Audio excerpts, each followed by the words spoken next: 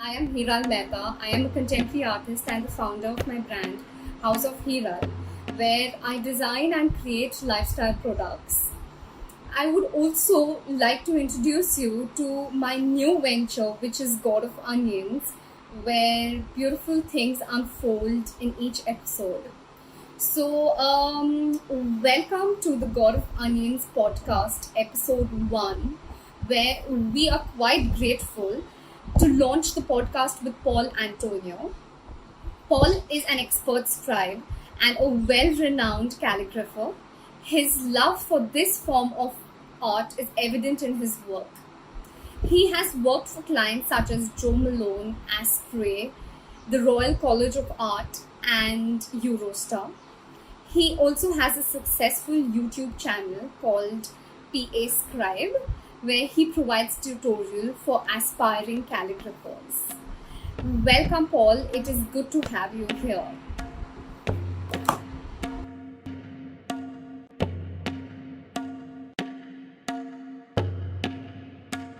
Hi, Paul. Hi, Hiral. I'm so sorry about the confusion. I keep forgetting, I think the whenever I Indian do, and the GMT and whenever IST time. whenever I do stuff with people in India, I keep forgetting to tell you guys, you always miss it by half an hour. Oh my God. Okay. All right. So, welcome, Paul. It is great to have you at this platform. It's an honor. I'm also going to be launching my podcast, which is called as God of Onions. Firstly, your work is absolutely stunning, and I can see that in your reputation. Matches your performance. Your work is very unique and exceptional. Basically, you have your own style, and that's amazing. I literally love the script and the work which you're doing currently. I think it's very interesting and exquisite. So my first question for you is, how did you evolve your craft in regards to the quality of the work? So, the thing that I'm always really grateful for is that, I have a very particular mind. So when I started learning calligraphy, I taught myself.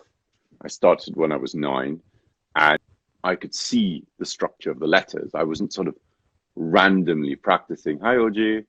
I wasn't randomly practicing. I was very conscious of the practice. In years later, when I trained as a calligrapher, guild, and heraldic artist, I went back to Trinidad to Wow. visit my mother, and she said to me, I need to show you something. And I said, oh, okay. And she got these albums out, which I'd never seen. And I thought, oh, I've never seen these photo albums.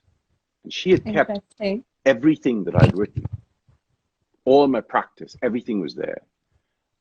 And she showed me and she said, I need to ask you something.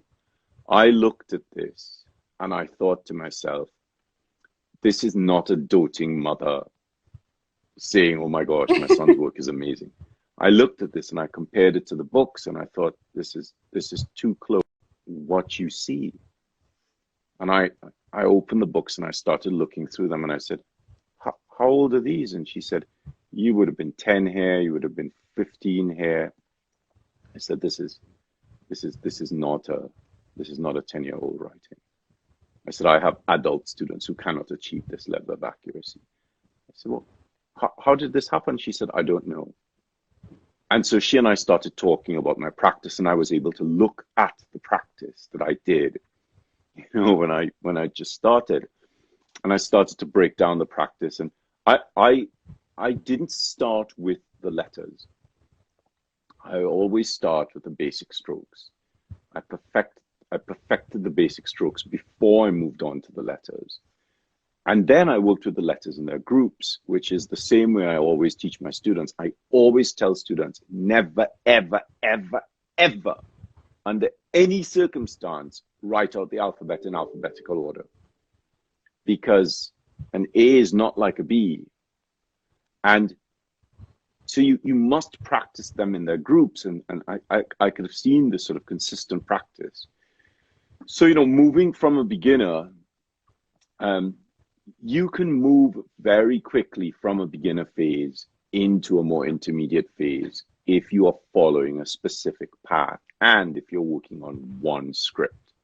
So many people want to learn 4 or 5 or 6 different scripts. They want to write with different tools, and that really affects the way in which you develop, because you're not focusing your attention, you're not concentrating on that one script or that one tool. And once you start to get really good at one script and one tool, you'll find that there's a lot of transferable information. So when you pick up another tool, you have that sense of accuracy that you've already incorporated into your practice. So that was a big part of my learning phase. I grew up in Trinidad. Nobody knew what calligraphy was. Wow, I think at the age of 9, that's something amazing. I think I would have never thought about this at the age of 9 myself. And I think you're quite talented yourself. So I think that's amazing. That's beautiful. Talent is one thing. But, I remember when I was about 18 or 19. Mm-hmm. And I was going to New York for a couple of months. And Wow, I met a friend there, and he used to work for Tommy Hilfiger. He was one of the illustrators, and interesting. he said to me, "I know you're talented. I can see that." He said, "But nothing can do for you what a good teacher will. They will take that raw talent and they will consolidate it and hone it and confine it into a really tight beam, and you will be stunned at what you can produce after training." And when you're young, you're really sort of conceited, and you're like, yeah, I'm really good. And when I came to the UK, I won a couple of scholarships, and I went to university, and I was amazed at what my tutors took with this raw talent and what they were able to do with it. So it's not simply a matter of having the talent. You really need somebody to guide you. There are things that a tutor will show you that you cannot discover on your own.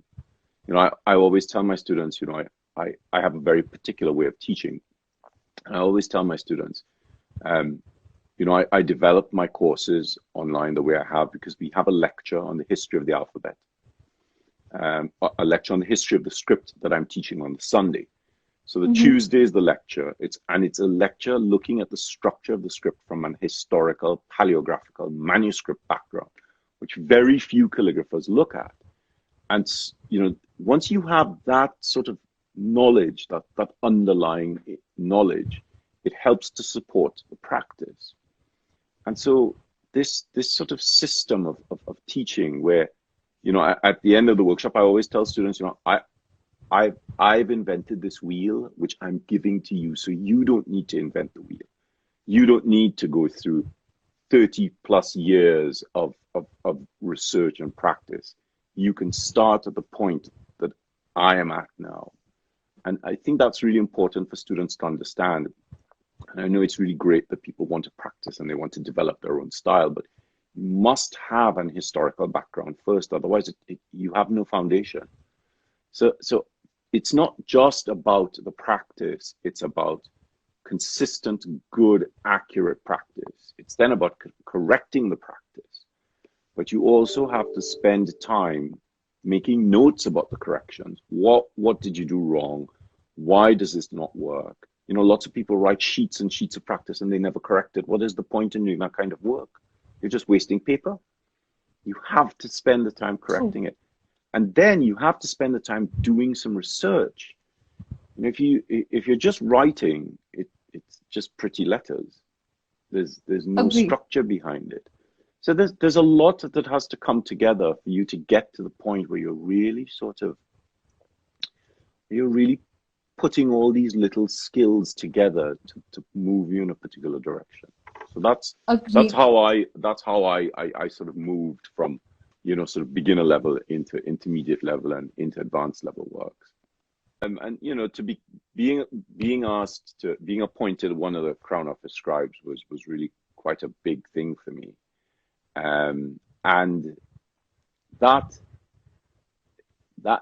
every time those scrolls come in, they're really exciting because you're working on vellum. It's the same process the monks would have used historically to prepare it, and so it's really quite wonderful. So that's something that comes in 3 to 4 times a year. Some of the other projects that I've done in the past, I worked in a pyramid in Egypt drawing hieroglyphs. That was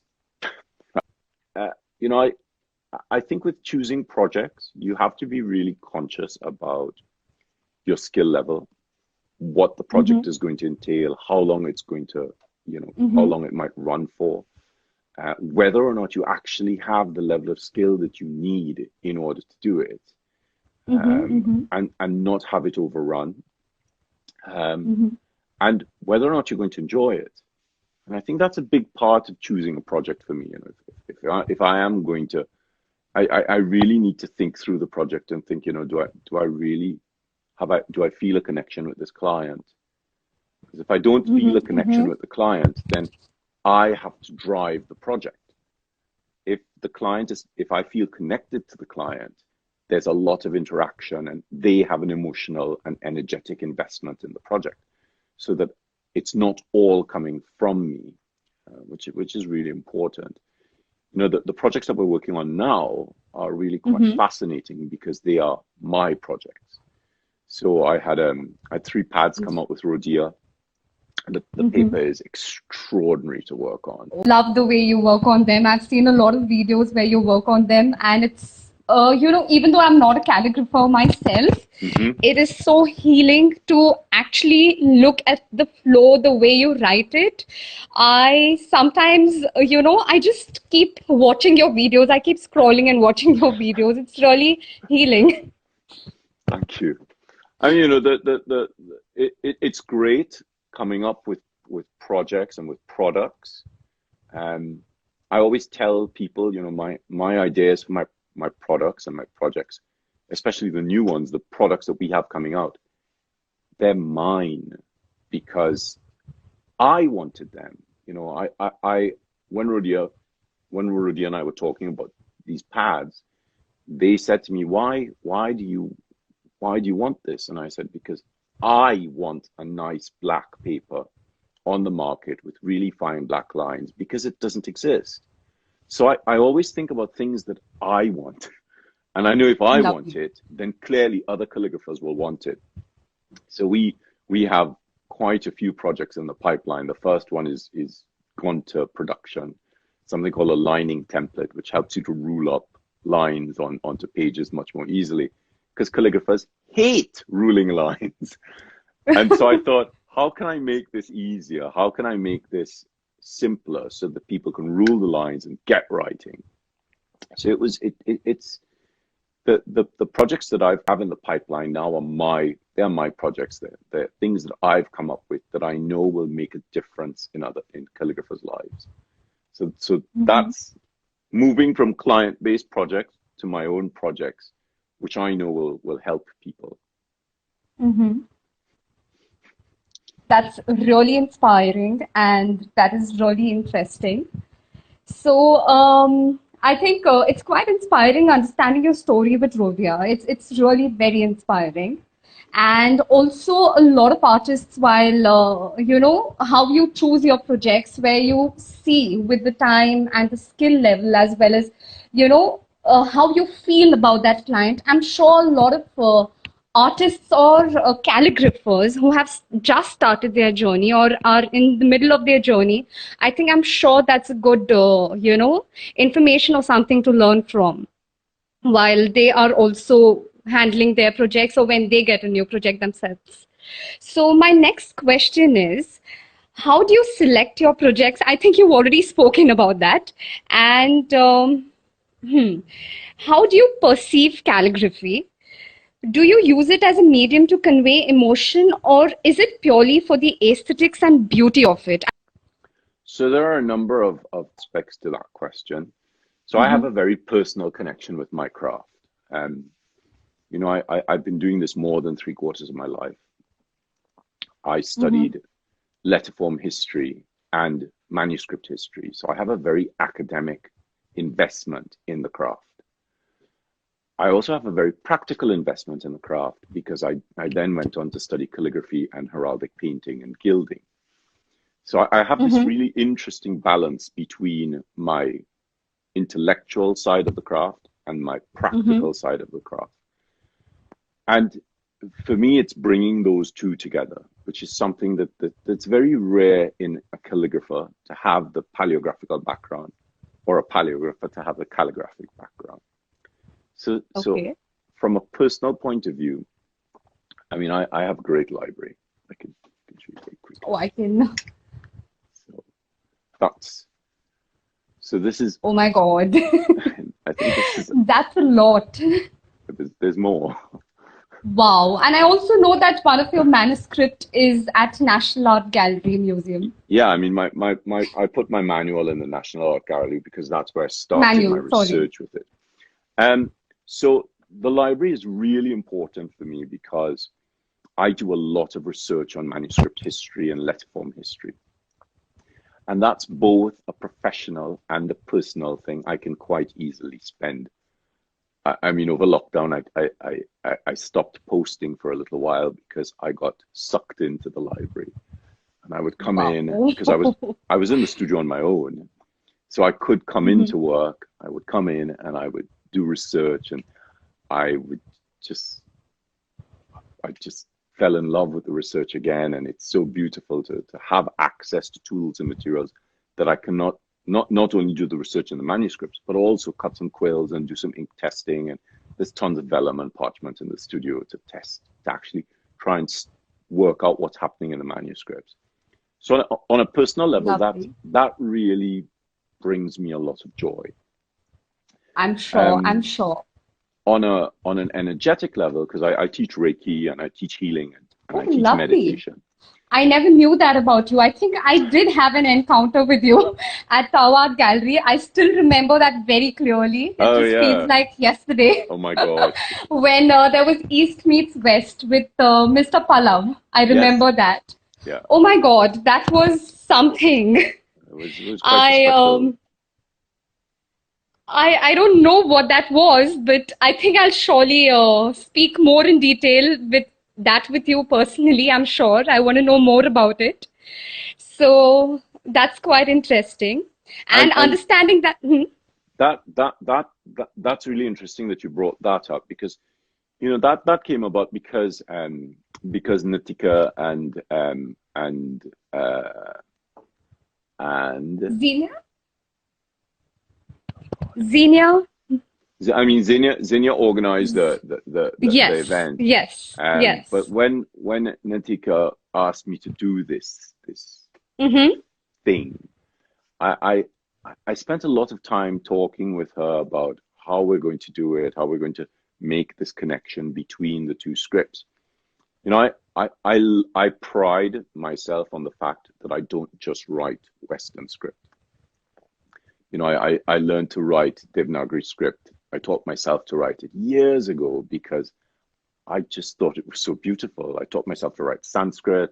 I can write in different languages because for me, it's about how the tool allows writing to happen, not just in Western script. And so being asked to do this, to do this exhibition with Achut was really quite interesting because we had to bridge the gap.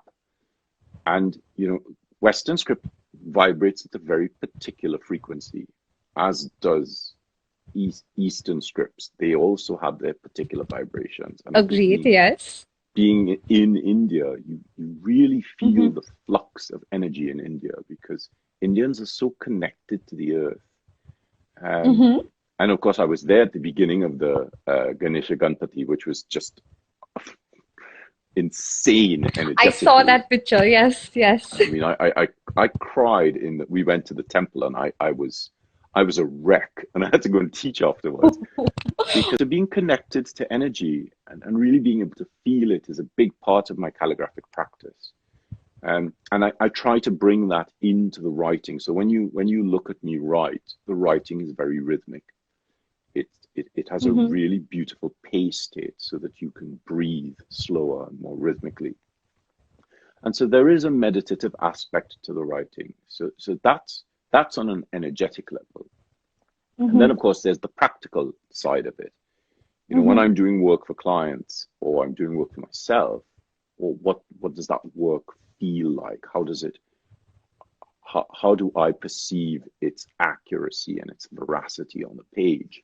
And I think, you know, for me, it's how, well, maybe 10 years ago, I used to hate this. I used to hate it when people looked at my work and said, oh, no, we didn't want to print it. We wanted it written. And I'm like, it's written. They're like, are you sure? This looks like a computer's done it. And that used to really upset me. And now I sort of think, you know, you're looking at work that is so accurate that your closest descriptive capacity for it is to compare it to a machine. So that starts to tell you that, you know, the work, for me, the work is, it's about accuracy on a level that surpasses what a computer can do, because the computer has this level of accuracy that's consistent. But you can't feel it. When it comes from a computer, you can't feel it. And so how do we take that level and raise the bar? So that's where so those are the different aspects. Those are the different ways that I sort of perceive calligraphy. That's really interesting. And it's really interesting knowing that you're a healer as well, because I'm a pranic healer too. Wow. I have done Arhatic Yogi I'm an Arhatic Yogi myself. Wow. And I think even while I paint, I sometimes look at the energy, or I sometimes look at the feeling of a certain thing. I think knowledge is so powerful, like you said, that maybe it brings you to a journey where I think being an artist or calligrapher, as you're the master of calligraphy yourself, I think it's already being at a higher realm. You're already at a higher realm. I think it's the most beautiful feeling, I think, and it's a beautiful journey. So I'm sure. But I'm sorry, it's not amongst the questions, but I want to know, when are you coming back to India? Oh, well, when are you coming again? I'm sure right now, not. Yes. You know, I loved being in India. I had such an amazing time, and there's so much to see. And my husband joined me after 3 weeks of teaching in Mumbai, and meeting some amazing people in Mumbai, and of course having some utterly insane food. I'm sure. And we left Mumbai, and then we went to, of course, we went to Ajanta and we went to Ellora, and that was. I'm sure that's beautiful. That's such a shocking experience, and the caves still vibrate with so much energy. And then we went up to Jaipur, and we went with a group of people from the hotel to this morning prayer, where most of the people from the city go, and they pray at like 6 o'clock in the morning, and we walk through the flower market. And the morning prayer was, I was a wreck when they started praying, and they started the vibes moving around in a circle. I just started, I was shaking so badly. Our guide came up, he said, the energy. Are you all right? I said, this is so, and he said, can you feel that? And I was crying, and our guide was hugging me, and he said, oh, I'm so blessed. And I was so moved at the connection that Indians have to the earth. So I mean, we were like, when are we coming back? And you know, I have lots of followers in India, so helping them, trying to sort of build their understanding of calligraphy is a big part of my journey. So when we're going to come back, I'm not sure. It just depends on when travel is open. And I think, lockdown has produced quite a lot of online classes, and so there are so many more tutors who connected with their students. So getting back to India is a big thing for us. Wow, I think that's quite amazing. But I'm sure that while you get back to India, please let me know. I would really love to meet you and Thank you. also understand about the encounter at Tawa Gallery, as we had spoken about. Yes. And wow, I think you're a really grounded person yourself. I think if you weren't grounded, I'm sure you wouldn't have been getting those energies or the vibes which you really get at the higher realm. It's beautiful. And my next question, Hmm. what experience do you have with burnout and how do you deal with it? I think one of the days I had also seen your video where your hand was aching. And I'm sure that, with the passion you have for calligraphy, you must be, learning and writing and doing a lot of things with your personal projects. So I want to know, how do you get out of it? I think there are a few ways to answer this question. I think that you need to not only touch on burnout, but you also need to touch on illness. I was hospitalized with COVID at the beginning of the year, Oh my God, and okay. it was really bad, and I have to be really careful talking about it because the doctor said it was, No. Mm. when you have that kind of brush with something so serious. Excuse me. You really struggle to talk about it because it's still so fresh. I couldn't write. Oh my God. Really couldn't write. I mean, I remember when I got home from the hospital, when we got out of the taxi, I couldn't. We live a short block from the main road, and it's maybe a 30-second walk. It must have taken me about 10 minutes to walk, and Tim was supporting me, and my legs were so weak. And I remember when I was finally able to go downstairs to the kitchen, the walk downstairs from the bedroom to the kitchen, I would run down the stairs. It could quite easily take 10 minutes. I was so weak. And I was in the kitchen, and we have a little list of what food we have in the freezer. So by each drawer. And I was trying to write with a normal pen, and I couldn't even write with the pen. I was so weak. I couldn't form the letters, and I started to think I won't be able to write again. And I had neuropathy in these fingers. I lost sensation because of COVID. Okay. And so when I finally managed to get into the studio, I did a video sort of talking about, I had so many messages from people, and I just wanted them to know that I was okay and I was getting better, but it would take a long time to post. And I didn't look at the video. I just did it. Tim said to me, "Well, go in, you do the video, and we're coming home." I saw that video. Yes. It's a 10-minute walk to home. It took us 45 minutes. And Tim had COVID as well. So it took us 45 minutes to walk to the studio. And we got in, and I had to sit for like an hour just trying to catch my breath and then trying to remember how to set the phone up, and my brain wasn't working. And I didn't even know how to do a live anymore because your brain is just, nothing's working. And I sat down and I did the video and I posted it. I didn't even look at it. And when we finished, Tim said to me that you can't look at your phone again. You're too tired. And then we had to walk back home. And so, it took another 45 minutes to walk home. We got into the house. I was exhausted. I had to have a nap for 2 hours. And then I thought, let me just look at the messages. And I had so many people say to me, I couldn't even watch this. I, Oh my God. I was so broken watching how ill you were. I couldn't physically watch the video. One woman said to me, the only reason I watched it was because I had to share in what you were going through because you took the time to make the video. She said, but by the end of it, I was a wreck.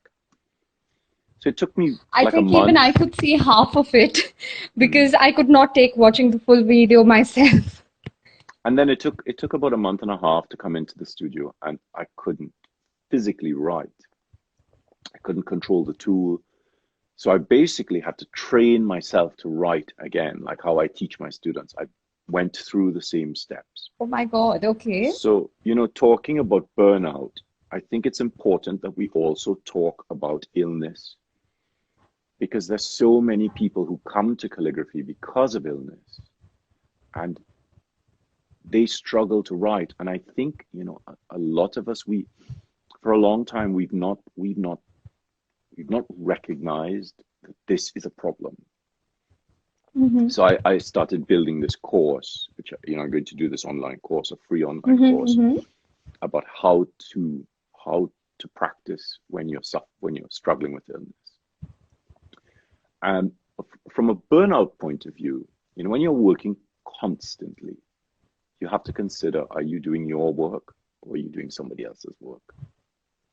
Because doing someone else's work can really cause you to start to resent the craft because you're not doing it for yourself and they might be calling you and pestering you and demanding this and demanding that. And you start to resent this thing that you love. So you have to recognize that. And you have to take a step back from it. Otherwise, it will make a break in your craft, in your passion for your craft. And I totally agree with that. Yes. I Sorry. worked constantly for a long time, and I got to the point where I couldn't do wedding work anymore. I couldn't deal with crazy brides and demanding fashion houses, and nobody seemed to care for the fact that it takes time to do this. And in the end, I made a decision to stop doing that kind of work. I had to take a break. And in the time of taking the break, I was approached by Speedball to publish a manual on copperplate script.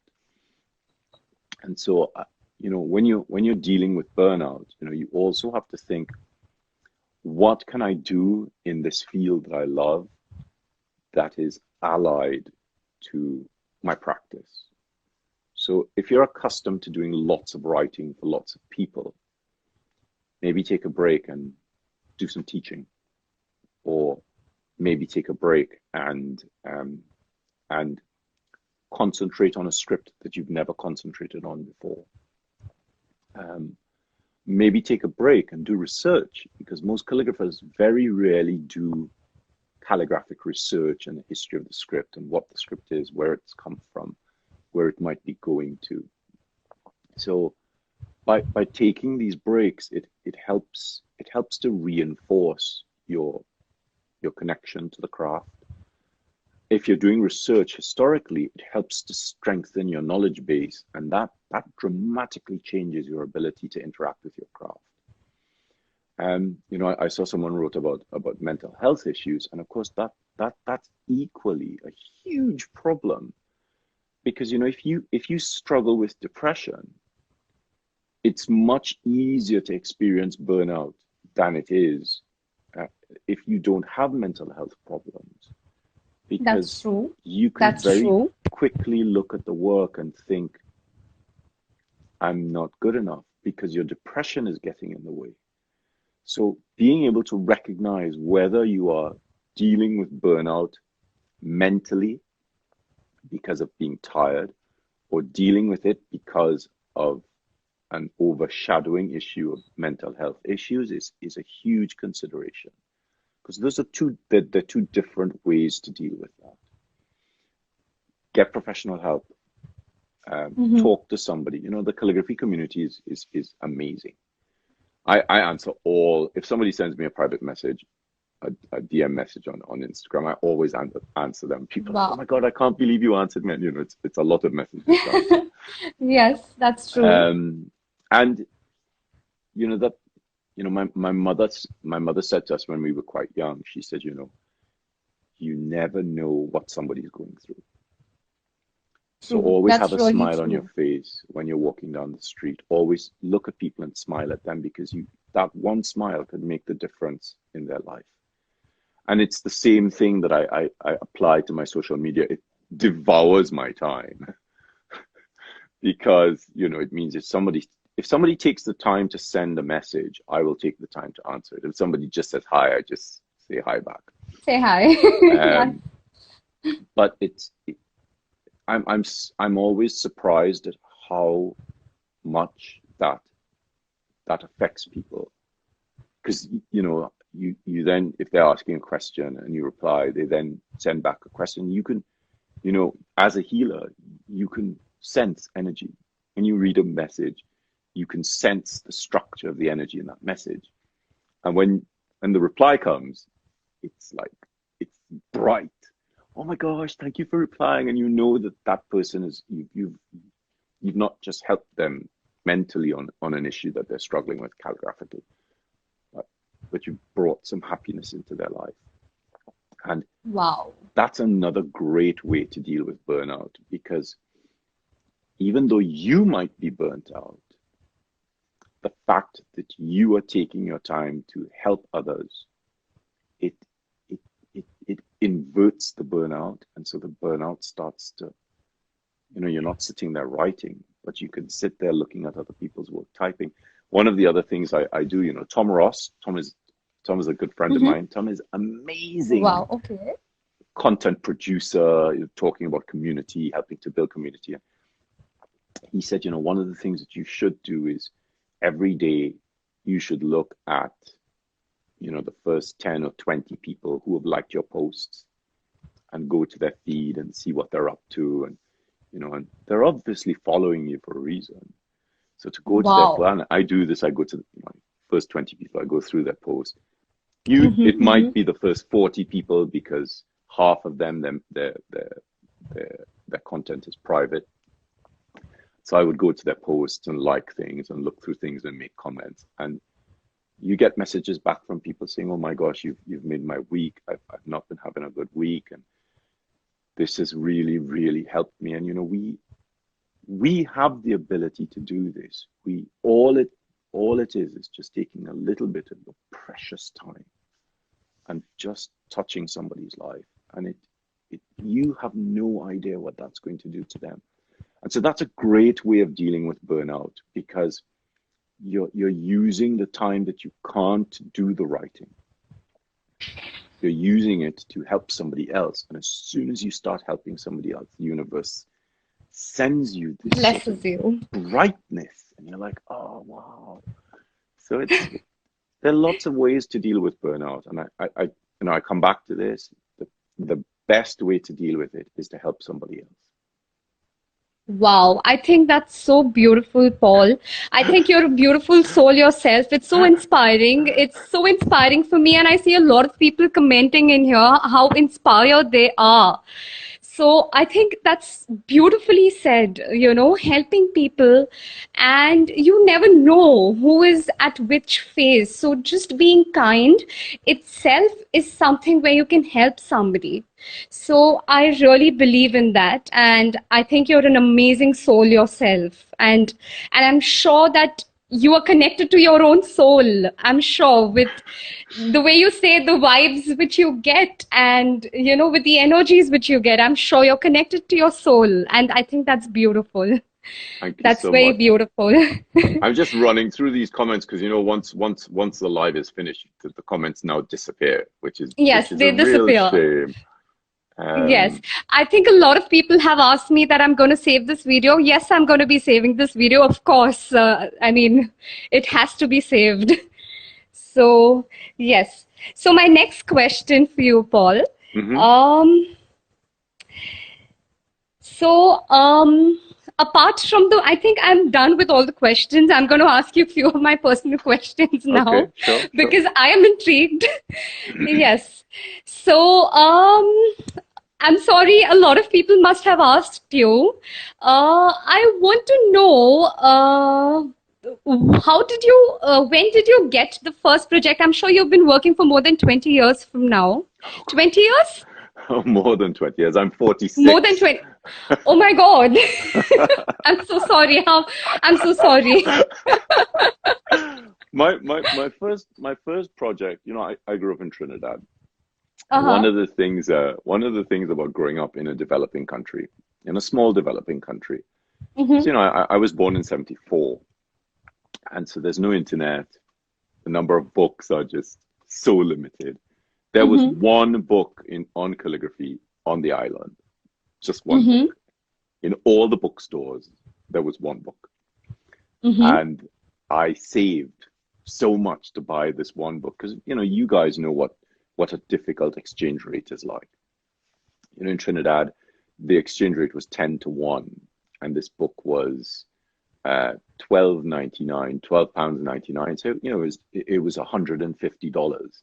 And if you think a bottle of beer in Trinidad was 2.50, well, back then when I wanted to buy the book, it was $2. So this book could have bought you 75 bottles of beer. A Wow. massive exchange rate. And I Wow. remember, and I loved books as a child, and I would go into the bookstores, and everybody in the bookstores knew me. And I would go into the bookstores, I'd say hello to everybody. It's like, this little boy, hi, hi, hi. They're like, and I was really careful, so they would let me touch the books, and if I picked a book that I wanted, they knew I would buy it. So they would put it aside, and I would go in every Friday, and I would ask them to see the book, and I would sort of look through it, and I'd give it back to them. And then, maybe after 2 or 3 months, I'd have saved enough money to buy this book, and I'd go and buy it, and they'd be, "Oh, you bought the book?" I'm like, yeah, yeah, yeah. Everybody was really happy for me. Um, and there was this one book which was more expensive than any other book I wanted to Mm-hmm. buy. And then I opened the book, and I remember, I still have the book. Where is it? It's over there. Yeah, it's over there. And I opened it, Interesting. Mm-hmm. and the double page spread of the book was a double page spread from Albrecht Dürer's work for Maximilian the First. And this manuscript made me decide this is what I want to do. Wow. It That's was quite such inspiring. it was such a magnetic experience. It just sort of grabbed me.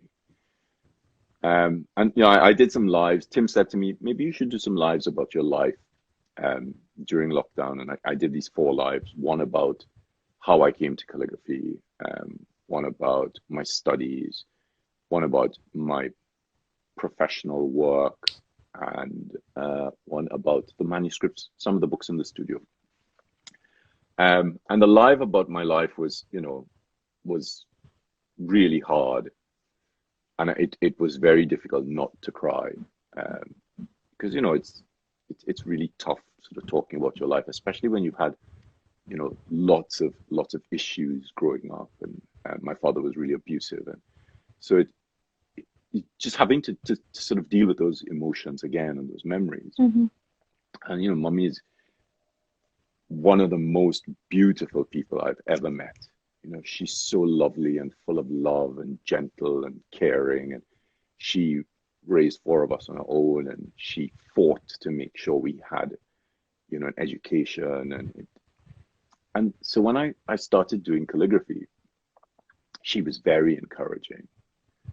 And little island, if you do something on a little island, you are not just sort of okay at it. You are the best at it because nobody else is doing it, right? That's And beautiful.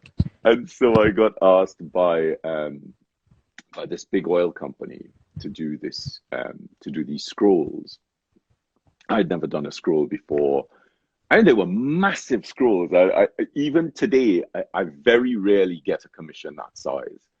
And so this is at 15. I had 8 scrolls to do. I'd never written out this much text in my life, and I was really conscious of the structure of the text. And so I I very quickly had to up my game.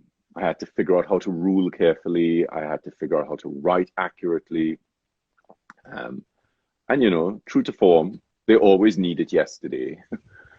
So that was my first real sort of that was my first commission. Wow. This absolutely Wow. massive project. And I can still see what I did, and I sort of look back on it, and I think at 15 I would have done this and this. But I am still quite proud of those 8 scrolls, and yeah, it's really quite something, that first project. Wow. I think your first project is quite inspiring as well. Yes. So I think I don't have any more questions. I think if anyone from the audience would like to ask any questions to Paul, anyone? I see some great people on. Rachel's on, OJ's on, Sanjana's on. So Sanjana was on a talk on Sunday, and I just want to talk about this a little bit. Sure. Yes.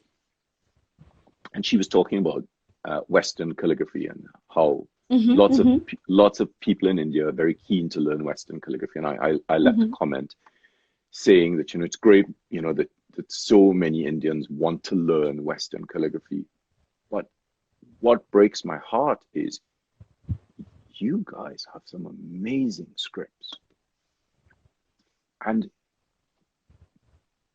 the drive should be to want to learn Western calligraphy alongside your Indian scripts. And so many Indian scripts are disappearing, and nobody's learning them, and nobody's practicing them. And there are very few teachers. There are people like Achyut and Vipul, and I think Ash does Devanagari script as well. Yes, yes. Why are you concentrating on a Western script when you have all of this magic in India? Wow, very well said, Paul. Thank you so much for saying That this. breaks my heart. It really, really breaks my heart. And you have Vedas written in Sanskrit, and you have some amazing content in India.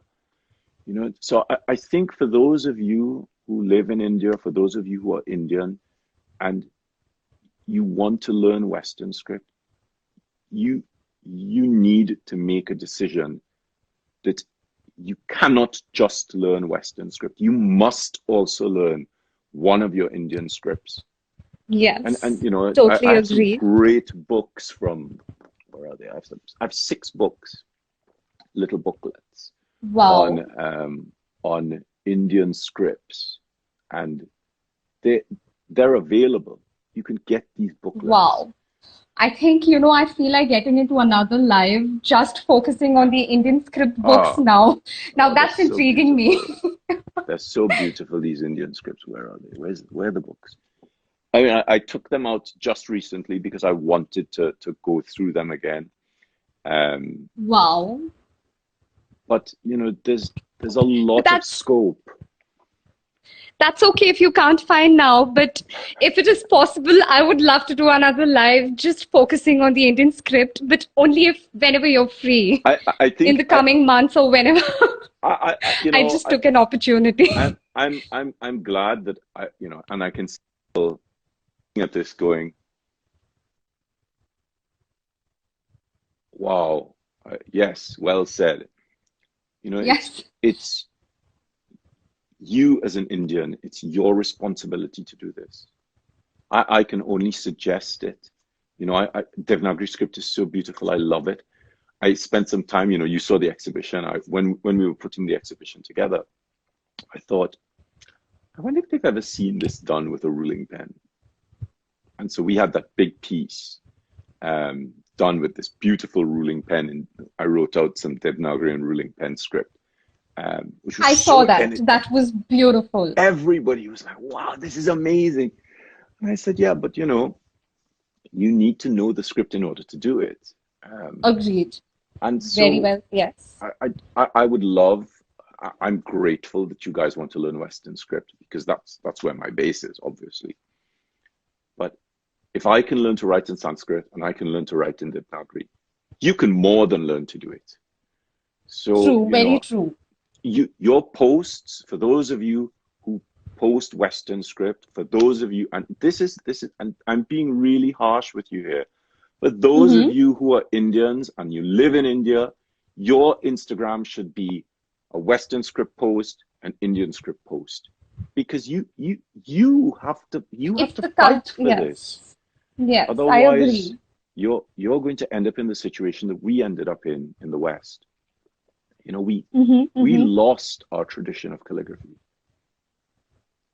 So Okay. at the beginning of the 20th century, Edward Johnston had to go digging into manuscripts. He looked at the Ramsay Psalter. He had to figure out how quills were cut. Yes, there was the Worshipful Company of Scriveners. There were Crown Office scribes. There were scribes at the palace. There were scribes at the College of Arms. Wow. But they were only scribes doing work at a particular level. Edward Johnston had to go back into the manuscripts, figure out how quills worked, figure out how ink worked, how to prepare vellum, because that was lost to the general public. And you are in this situation where you can lose your Indian scripts because you are too busy focusing on somebody else's script. Great, learn the Western script. You have to take responsibility for your own scripts. Otherwise, you're going to lose it. You are going to lose those I scripts. I agree. And you have some great practitioners in India who do Indian scripts. Seek them out. You know, they should be featured on your Instagram. I think I would like to add a point to this. I'm going to be featuring someone as well who's an Indian calligraphy artist. I'm sure you must have heard of Kamal Jain. Yes. I'm going to be interviewing him very soon. So, you know, yes. I would really impress upon you guys to, maybe start a hashtag, where it's, Indian scripts, or you say hashtag Indian scripts, hashtag Devanagari script. Now, obviously, the Devanagari script hashtags already. But contributing to that would be amazing. It would be really quite special to get that flowing. How do you apply Western calligraphic techniques to Indian scripts? So there's a I think lot of scope. it's beautiful. It's beautiful, yes. All right. So I think, as to what you've said, I would also like to add on to it that, as you said that, a lot of scripts have been lost. And I had also seen one of your video where you were actually explaining a script which was so interesting and beautiful with very small writing. I don't remember what script that was. But to speak in a broader perspective, I think there are so many beautiful cultures where all of us belong from, and there are so many genres that we can learn from. So if we are going to, as you said, if we are going to miss out on the Indian genre and just drive towards the Western only, or any other apart from Western, I think we can somewhere lose out our culture and the learning and the knowledge which has to be passed or to be known to the wider audience, that will be lost. Because every culture, as you said, I'm just repeating what you said, that, the Sanskrit and the Devanagari script, and even the other scripts which you've said apart from the Western ones, are so beautiful. Understanding their history, understanding where they come from, I think I can literally feel the vibes right now. I don't know, but even it's beautiful. I've been talking about this in the last couple of weeks. Even with our Western scripts, there's so many people doing modern calligraphy, and they're not taking the time to look at where the modern calligraphy came from. Modern calligraphy evolves out of pointed pen scripts, principally Spencerian and copperplate script, more copperplate script than anything else. you can't do modern calligraphy without knowing a little bit about copperplate script. And because people are not being responsible in their learning, because they're not being stewards of the craft, that information is problematic because, like I said earlier on, it's not just about pretty writing. Having that background really helps in consolidating, but more than that, having that background really ensures the longevity of the craft. And that's the key. Because if when those of us like me, when my age group, when we die, what's going to happen? Who is going to have that information? Are you guys going to have to relearn everything that we knew because you chose not to learn the historical context? So it's really important Wow. that we hold on to this information. And similarly in India, you're losing scripts. Every month you're losing scripts. There's some little old woman in a village that's very difficult to get to, and she's the last person who speaks that script, that language, that dialect, and it's never been recorded. And once she goes, that's gone. So there's a Wow. lot. I think there's more to be done in India around Indian scripts than there are to be done than there is to be done in the West, because we went They past have that been. threshold and we lost it. You cannot Okay, lose sorry. this. You cannot lose I this. agree. I think beautifully said. Yes. So someone's asked which Indian calligraphy, which style of calligraphy do you prefer the most? I think Vimal Parmar, I know him, he had asked. It's the same thing with Western script. People say to me, which is your favorite script? When you get to a certain point with writing, there are no one script is better than the other. Each script has its own fascination, and it's about how to figure out what that fascination is to connect it. Because if you start That's thinking true. one script is better than another, you will never want to progress from it to something else. So, That's true. all right. So I think as much as I would love to have you and ask you more questions, because with every passing time, it's getting more and more interesting and getting me more and more intrigued. But looking at the time now, and I'll have to now finish this really fast. So I would really like to thank you, Paul, for as you said that you're always available in your DMs, and as you're always. I mean, I have a lot of gratitude that you actually, are here for my life today at my platform. It's an honor. Thank you very So much. thank you so much for being here, Paul. Thank you so much for being here. You can find Paul Antonio and see more of his work on Instagram at Pascribe. On Facebook, Paul Antonio Scribe, and his YouTube channel is Pascribe. Thank you so much, and tune in next time to see which artist we interview next.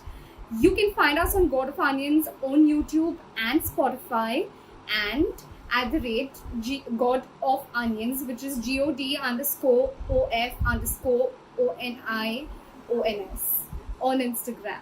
Thank you so much, guys.